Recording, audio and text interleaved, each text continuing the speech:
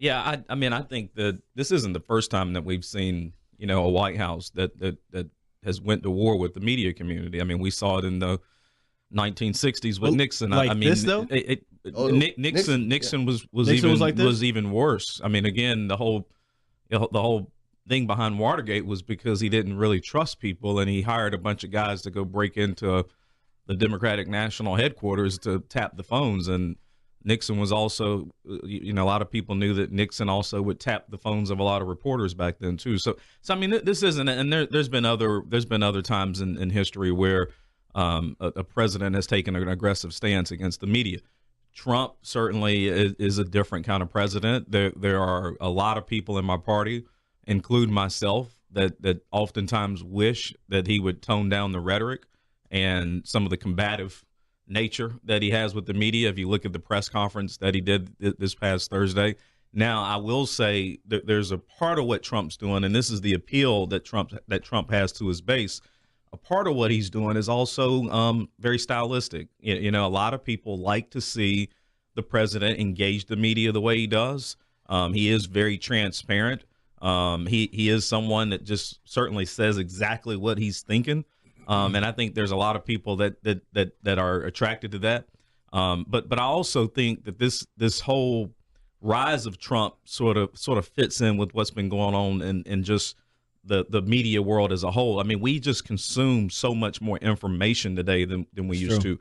I mean, and so you wake up in the morning and you don't just go to Good Morning or America, or you don't just turn on WXII in the morning to figure out what's going on in the world. You're going out to Facebook, and you're in your Instagram feed, and you're in your Twitter timeline. I mean, you're looking at all these different sources. Mm-hmm. And to be honest with you, as the information universe continues to get larger and larger and grow more and more, it's becoming a lot harder to discern whether or not some of this news is fake or real. And the reality is, there have been times in the last few weeks that you've had major news outlets like a CNN report a story and then have to come back out a day later and say, oh, that story wasn't quite the way we reported.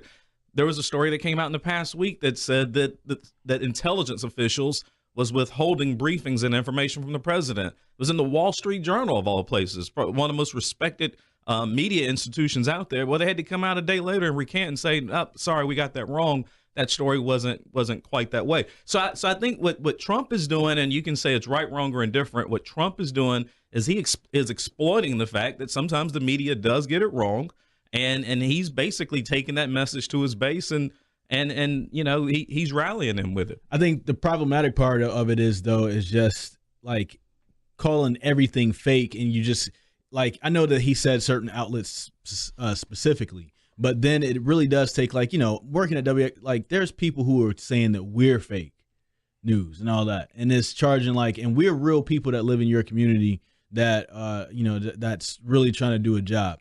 And I think that's the part that's troubling. But then also a news outlet getting something wrong and recanting the next day or whenever they figure out that it was wrong isn't a new thing.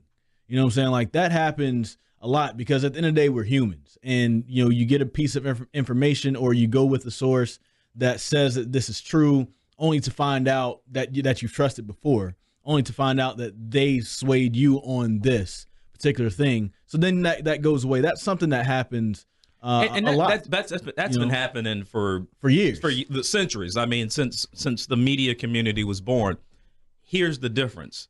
Today, in today's time, with everyone being digitally connected the way we are, and with information moving at the speed of light the way it does, and when a story comes out, it gets circulated extremely fast. You have to slow it down to make sure you're getting it right nowadays. Because if you don't get it right, that is what sort of feeds into this idea of fake news.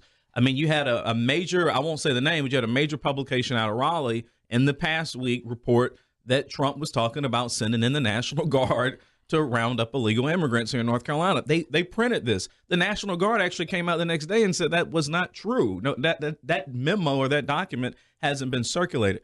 So here's the thing. In today's time, with the way technology is and the world being flat, it is incumbent upon all journalists.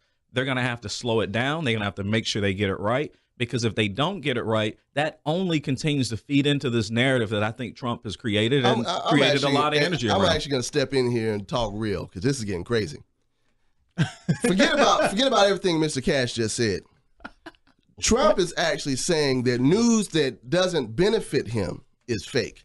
Forget about all this crap about, oh, we apologized, we reported a story that this particular piece of it wasn't true. So we're talking about, they're reporting saying that the reporter wore a black jacket, but it was blue. The story itself is still true, but it's a blue jacket. There was circulating memos and discussing getting National Guard to go in and get illegal immigrants. The memo was created. And so even though the distinction is between them actually doing it and discussing, the people who are reporting the story are liars and that they are dangerous. The President of the United States is saying these things.